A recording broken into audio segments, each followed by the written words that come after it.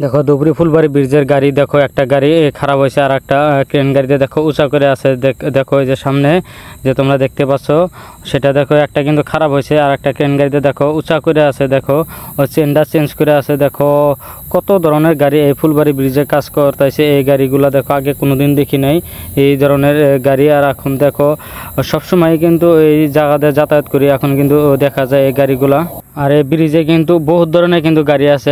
এই ব্রিজ কিন্তু রাত দিন 24 ঘন্টায় ব্রিজের কাজগুলো চলে থাকে। এটা হলো আমার আসাম রাজ্যের ধুবড়ী জেলাতে কিন্তু এই ব্রিজটা নির্মাণ করা হইতেছে। আর যারা যারা আমার ভিডিওটা নতুন দেখে আছে অবশ্যই লাইক কমেন্ট শেয়ার করবা। আর আমার ইউটিউব চ্যানেলটা সবাই সাবস্ক্রাইব করে নিবা। আর নতুন নতুন তোমাদেরকে এই ব্রিজের আপডেটগুলো দিয়ে থাকবো। দেখো এই যে গাড়িগুলো দেখো এই জায়গায় কিন্তু অনেক দেখো যে লেবাররা গাড়ির যারা কর্মচারী আছে এই জায়গাতে দেখো সব একগোট হয়েছে কিন্তু তোমরা দেখতে পাচ্ছ।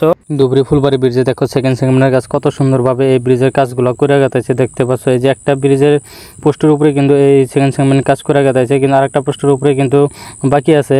এটাতে কিন্তু কিছুদিন পরে কিন্তু এই ব্রিজের এই পোস্টের উপরে কিন্তু সেটাও কিন্তু কাজ করবে। সেটা এক সাইডে আগে কমপ্লিট করার পরে কিন্তু আর একটা সাইড যেটা থাকবে বাকি সেটাও কিন্তু করে দিবে L&T কোম্পানি। আর ধুবড়ী ফুলবাড়ি ব্রিজের কাজ কিন্তু প্রায় 43% কাজ কিন্তু কমপ্লিট হয়ে গেছে। আর এই ব্রিজের কাজ স্টার্ট হয়েছিল 2021 সালে।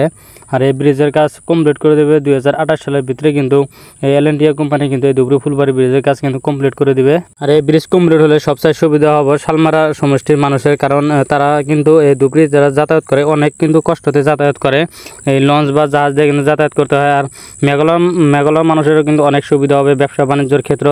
আর এই ব্রিজ নির্মাণ করা হতেছে আমার ভারতবর্ষের সেকেন্ড লং ব্রিজ নির্মাণ করা হতেছে এই ধুবড়ী ফুলবাড়ি ব্রিজ। আর এই ধুবড়ী ফুলবাড়ি ব্রিজ স্টার্ট হওয়ার আগে কিন্তু মানুষের কিন্তু অনেক কিছু কথা বলতো যে এই ব্রিজ যখন কাম স্টার্ট করব তখন কিন্তু অনেক মানুষের ক্ষতি হবে, এই স্থানীয় মানুষ বা অনেক মানুষ কিন্তু মারা যাব। কিন্তু এখন পর্যন্ত কিন্তু ওই রকম ব্রিজে কাজ করতেই বা ব্রিজের জন্য কোনো ধরনের কিন্তু এখন পর্যন্ত ক্ষতি হয় নাই বা মানুষ মারা যায় নাই।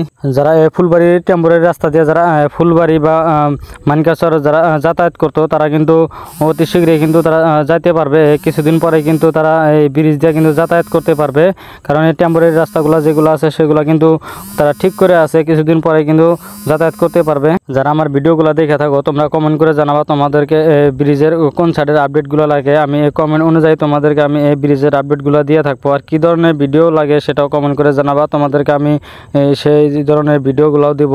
ধুবড়ী ফুলবাড়ি ব্রিজের দৈর্ঘ্য কিন্তু 19 কিলোমিটার, দৈর্ঘ্য 19 কিলোমিটার অল্প বেশি আছে। আর এই 19 কিলোমিটারের ভিতরে পুরো ব্রহ্মপুত্র নদীতে পড়ছে 12 কিলোমিটার কিন্তু, আর যে কয়েক কিলোমিটার বাকি আছে সেগুলো কিন্তু চরচাপুরি পড়ছে।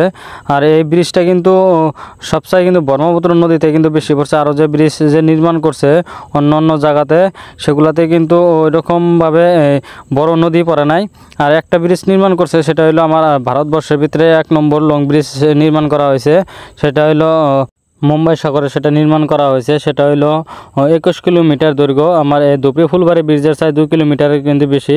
আর দেখো এই যে ব্রিজের কাজ কিন্তু অনেক বাকি আছে। দেখো এই জায়গাতে কিন্তু সেকেন্ড সেগমেন্টের কাজ কিন্তু করা নাই। আমি এখন আছি সেকেন্ড যেটা টেম্পোরারি ব্রিজ আছে সেই ব্রিজে।